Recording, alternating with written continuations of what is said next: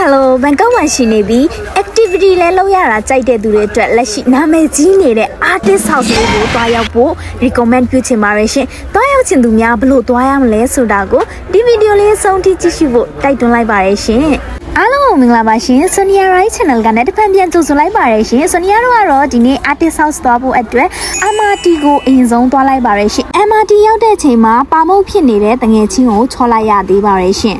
14 minutes later. 14 minutes later. နောက်ခါနောက်မကျစေရပါဘူးဆိုပြီးတော့မဖြစ်နိုင်တဲ့ကတိတွေပေးပြီးမှချောလိုက်ရပါရဲ့ရှင်ကဲ MRT ကနဲ့ဘန်ဖိုင်ကိုသွားကြရအောင်ဘန်ဖိုင်မသွားခင်မှာစင်တူလေးဝေးဖြစ်ပါတယ်ရှင် MRT စီးပြီးမှဘန်ဖိုင်ကိုဆင်းရမှာဖြစ်ပါရဲ့ရှင်ဘန်ဖိုင်ကိုရောက်လာပြီဆိုရင်ကတော့ဒီအောက်ကိုဆင်းလိုက်ပြီဆိုရင်ဒီဆွဲ20လေးကိုတတိပြုပေးပါဒီဂျာလန်ကိုဝင်ရမှာဖြစ်ပါရဲ့ရှင်15မိနစ်ကတော့လမ်းလျှောက်ရမှာဖြစ်ပါတယ်လမ်းလျှောက်နေမှာဒီရဲ့ဖုန်ကြီးကျောင်းလေးကိုတွေ့မှာဖြစ်ပါတယ်ဖုန်ကြီးကျောင်းကနေ right side ဘက်ကို꿰လိုက်ပါ꿰ပြီးတဲ့နောက်ပိုင်းမှာတဲတဲ့သွားပါတဲတဲ့သွားပြီးနောက်ပိုင်းဒီစီးလေးကိုတွေ့ပြီဆိုရင်ကတော့ကိုသွားရမယ့်နေရာအမှန်ရောက်ရှိပြီဆိုတာကိုယုံကြည်စိတ်ချလိုက်ပါနော်အဲ့လိုဆိုရင်ဂျာလန်အတိုင်းပဲတဲတဲ့တာသွားလိုက်ပါသွားပြီဆိုရင်ဒီနေရာလေးကတော့ artist house လေးဖြစ်တယ်ဒါမှလည်းဒီလမ်းကနေသွားလို့မရသေးပါဘူးဒီကနဲ့ဖြတ်လမ်းမရှိဘူးပေါ့နော်ပြောရမယ်ဆိုရင်ကတော့အဲ့ဒီတရားလေးကိုလည်းတစ်ချက်တတိထားပေးပါနော်ကဲရှေ့ဆက်ပြန်သွားမယ် artist house လေးသွားနေတဲ့အချိန်မှာဒီလို point out လုပ်ထားတဲ့ artist house လေးကိုတွေ့မှာဖြစ်ပါတယ်ဒီကြားလမ်းဝင်လိုက်ပါရှင်အော်အတန်လေးလည်းလိမ့်ပါပြီဟုတ်ကဲ့နောက်ပြီးတော့ဒီတရားလေးရောက်ပြီဆိုရင်ကတော့ right side ဘက်ကို꿰လိုက်ပါဒီနေရာမှာဆိုရင်တော့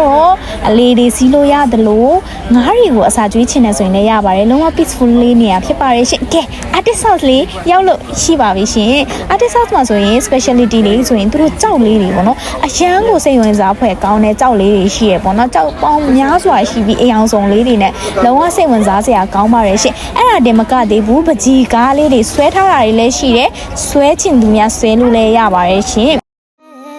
There's a drop top coupe, said you wanna drive it down real soon. I just wanna love you like I do.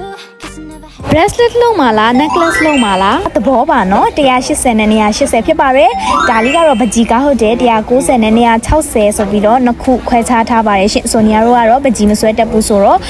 190နဲ့ပဲယူလိုက်ပါတယ်ရှင်အပေါ်ထက်လည်းရှိပါသေးတယ်ဒါလေးကတော့အပေါ်ထက်ဖြစ်ပါတယ်ဆိုနီယာတို့ကတော့နေရာတနေရာကိုရွေးချယ်လိုက်ပါတယ်ဒါလေးကတော့သူကတော့ bracelet ဘယ်လိုလုပ်ရမလဲဆိုပြီးတော့တင်ပြပေးနေတာဖြစ်ပါတယ်ရှင်ဆိုနီယာတို့အဲ့ဒီနောက်ပိုင်းမှာကြောက်လေးတွေကိုကြိုက်တဲ့ကြောက်လေးတွေကိုယူပြီးမှအပေါ်ထက်မှာတွားလိုက်ပါတယ်အရင်ဦးဆုံးကတော့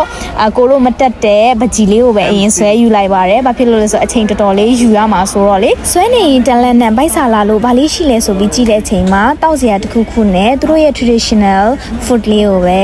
အစာပြေအနေနဲ့သုံးဆောင်လိုက်ပါတယ်ရှင်လက်တွေပါတယ်ညောင်းလို့ခဏလေးအနားယူရင်းနဲ့ bracelet လေးကိုလောက်ကြရအောင်ဆိုပြီးတော့ bracelet လေးစပြီးလောက်ယူလိုက်ပါတယ်ဘာလို့ဆိုဒီမှာ6နာရီဆိုရင်ပိတ်ပါပြီရှင်အဲဆိုတော့ပုံဆွဲရလည်းမပြီးသေးပါဘူးဒါလေးကတော့ကျမဆွဲထားတာကလေးထက်ဆိုပါတယ်ရှင်